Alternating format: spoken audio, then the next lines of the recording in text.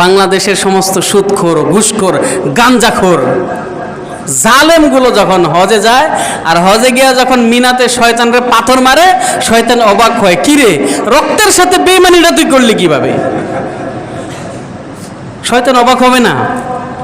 এরা যখন হজে গিয়া সমস্ত শয়তানি দুষ্টামি করে, হজে গিয়া যখন শয়তানরে পাথর মারে, শয়তান বলবে না তুই দেশে সব শয়তানি করস, এখন হজায়া পিসাব সে যা আমারে ডিল মারস? তো রক্তের সাথে বেঈমানি হলো না? রক্তের সাথে বেঈমানি হলো। এজন্য হজে যাবে হালাল টাকার ফজিলত কি?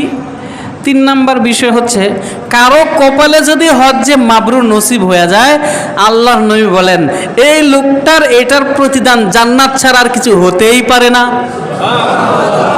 এই যে একটা আমল, এই আমলের একটা প্রতিদান তো আল্লাহ অবশ্যই দিবেন, এটার প্রতিদান জান্নাত ছাড়া হতেই পারে না। মুসলিম শরীফের 1349 নম্বর হাদিস, عن أبي هريرة رضي الله تعالى عنه قال قال رسول الله صلى الله عليه وسلم العمرة إلى العمرة, এক উমরা থেকে আরেক উমরা পর্যন্ত মাঝখানে যতগুলো গুনাহ বান্দা করেছো, তামাম গুনাহগুলোর জন্য কাফফারাতুন লিমা বাইনাহুমা। এক উমরা করার পরে 1 বছর পরে যদি আরেকটা উমরা করে, এই দুইয়ের মাঝখানে যতগুলো গুনাহ বান্দা করেছে, তামাম গুনার জন্য এই 2টা উমরা তাদের কাফফারা হয়ে যায়। এরপরে আল্লাহর নবী বলেন ওয়াল হাজ্জুল মাবরুর লাইসা লাহু জাযাউন ইল্লাল জান্নাহ। আর যদি কোনো বান্দার কপালে হজ্জে মাবরুর নসিব হয়ে যায়, এই বান্দার প্রতিদান জান্নাত ছাড়া আল্লাহ আর কিছুই দিবে না। এই আমলের প্রতিদান একদম জান্নাত, সরাসরি জান্নাত আল্লাহ দিবেন।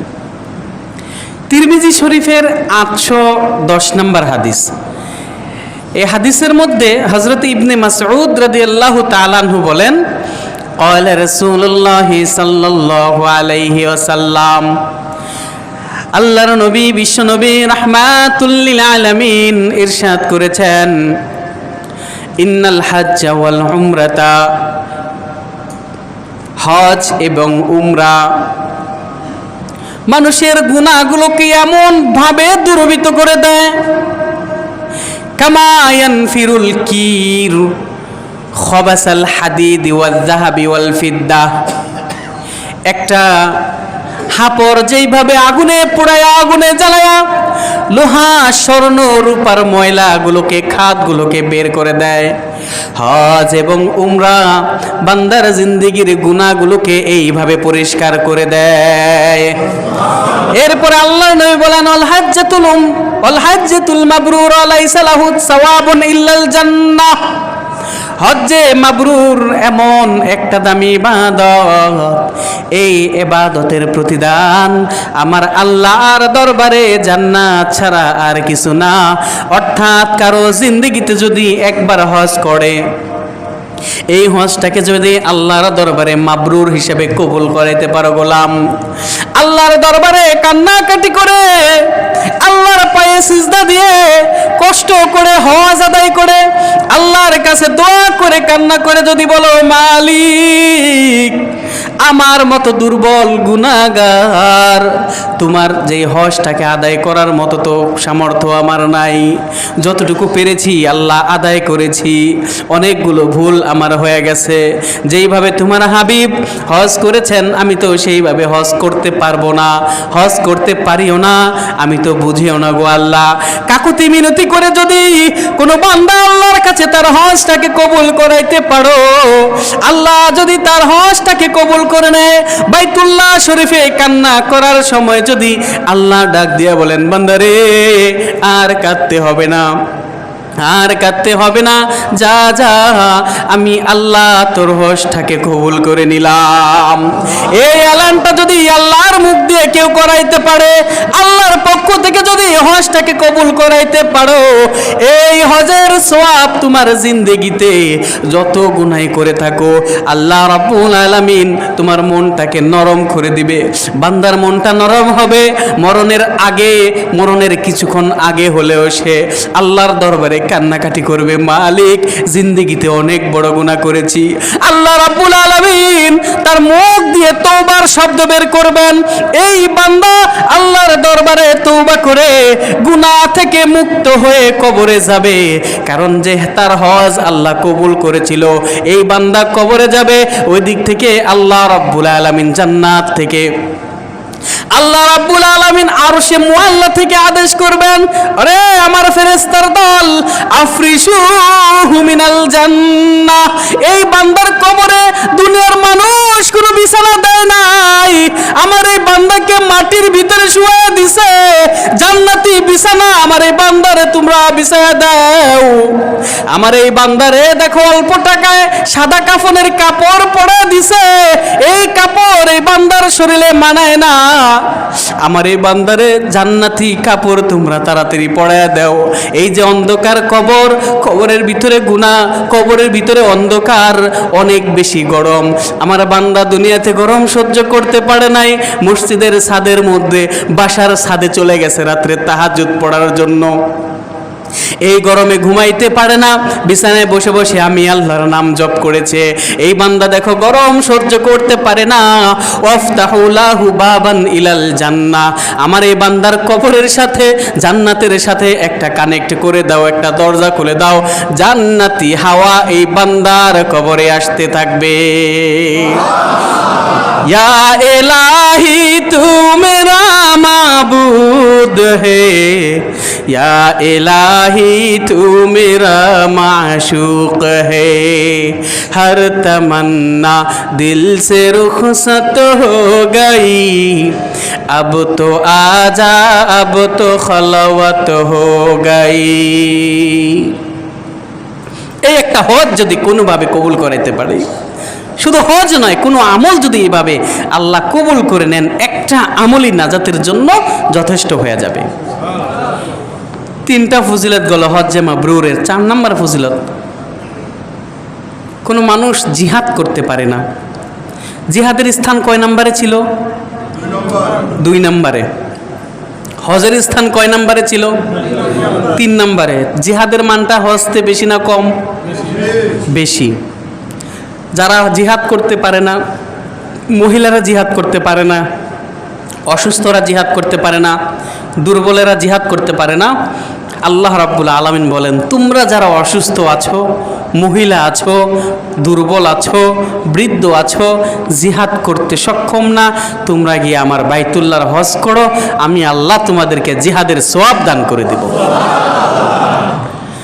নাসাই শরীফের 2630 নম্বর হাদিস, জান আয়েশা রাদিয়াল্লাহু তাআলা আনহা আল্লাহর নবীর কাছে আসলেন, ইয়া রাসূলুল্লাহ ইয়া হাবিবাল্লাহ আফালা নাখরুজু ফাউজাহিদা মাআকা। ও নবীজি, আমরা মহিলারা কি আপনার সাথে জিহাদে যাব না?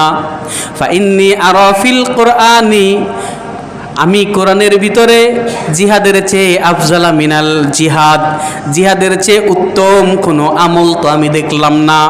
আমাকে আদেশ দেন আমি আয়েশাও যেন আপনার সাথে জিহাদে যেতে পারি।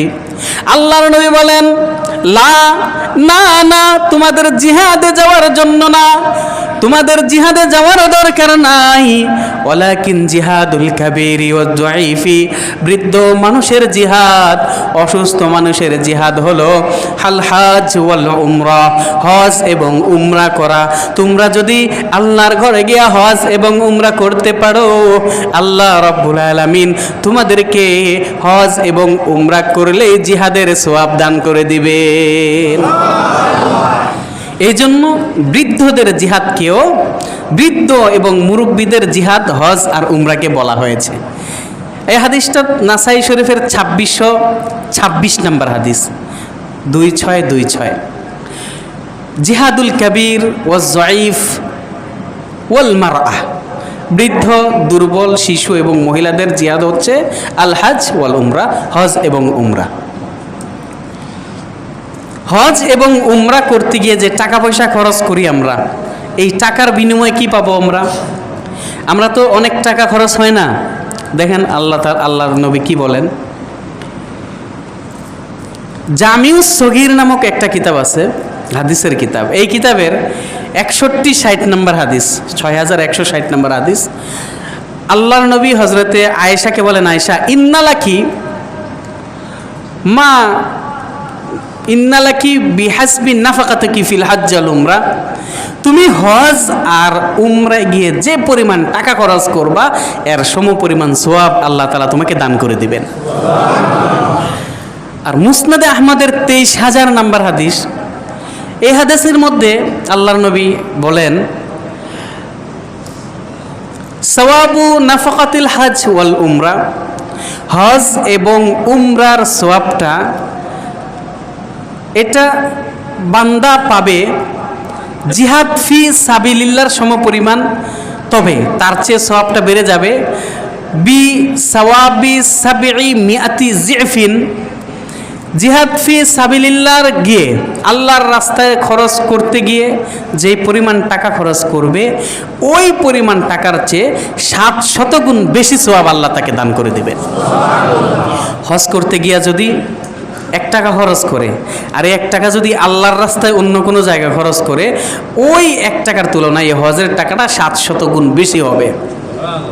এজন্য চেষ্টা করে বাইতুল্লাহর দিকে জিয়ারত করার দরকার, চেষ্টা কষ্ট করে হলেও হজ এবং উমরায় যাওয়ার দরকার। আমরা তো অনেকেই বিভিন্ন দুনিয়ার সমস্ত কাজগুলোকে আগে রাখি, হজ আর উমরায় যাই না। আমার তো আফসোস লাগে যে আল্লাহ তাআলা অনেক সম্পদের মালিক বানিয়েছেন, অনেক সম্পদের মালিক বানিয়েছেন। ঢাকা শহরের মতো এলাকার বাড়ির মালিক যদি কেউ হয়, এটা অনেক বড় সৌভাগ্যের বিষয়। সারা জীবন পায়ের উপর পা তুলে বসে খেতে পারবে ভাড়ার টাকা দিয়েই। তো এই লোকটা যদি একটা বাড়ির মালিক হয়, ঢাকা শহর অনেক টাকার মালিক, তো এটা তো তার জন্য হজ করার জন্য কিছুই না, চেষ্টা করলে হজ করার জন্য কিছুই না। ওনারা যদি মৃত্যুবরণ করেন হজ থেকে বঞ্চিত হয়ে, তাহলে এটা ওনাদের জন্য অনেক বড় পোড়া কপালের কারণ হবে, এটা ওনাদের জন্য অনেক বড় মাহরুমের কারণ হবে। আল্লাহ নিজেই বলেছেন না মাহরুম, গত সপ্তাহে হাদিস শুনেছেন। আমরা চেষ্টা করব এই কাজটা যেন আমরা তাড়াতাড়ি করতে পারি।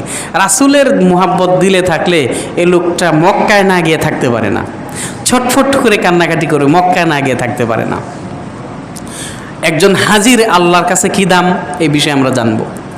কেউ হজ করলো, এই হাজির দামটা আল্লাহর কাছে কি? সহিহ ইবনে খুজাইমা হাদিস নাম্বার 2516, قال رسول الله صلى الله عليه وسلم يغفر الله للحاج ولمن استغفر له الحاج। আল্লাহর নবী বিশ্বনবী রাহমাতুল লিল আলামিন বলেন, আল্লাহ রাব্বুল আলামিন দুনিয়ায় যত হাজি রয়েছে যারা হজ করেছে তামাম হাজিদেরকে আল্লাহ রাব্বুল আলামিন মাফ করে দেন। আর এই হাজি যেই মানুষটার জন্য আল্লাহর কাছে ক্ষমার দোয়া করবে ওই মানুষটাকেও আল্লাহ রাব্বুল আলামিন মাফ করে দেন। হাজিকেও মাফ করবেন, সে যার জন্য দোয়া করবে তাকেও মাফ করে দিবেন, দুজন। ইবনে মাজার 2892 নম্বর হাদিস, قال رسول الله صلى الله عليه وسلم الحاج والعمار وفد الله। হজ এবং উমরায় যারা গমন করে তারা হচ্ছে আল্লাহর মেহমান, তারা হচ্ছে আল্লাহর সৈন্যবাহিনী, তারা আল্লাহর জিম্মায় থাকে, আল্লাহর মেহমানের পর্যায়ে। সুতরাং এরা যেই দোয়া করবে ইন দাউহু আজাবাহুম, এরা যদি আল্লাহর কাছে দোয়া করে আল্লাহ রাব্বুল আলামিন তাদের দোয়াকে ডাইরেক্ট কবুল করে নেয়।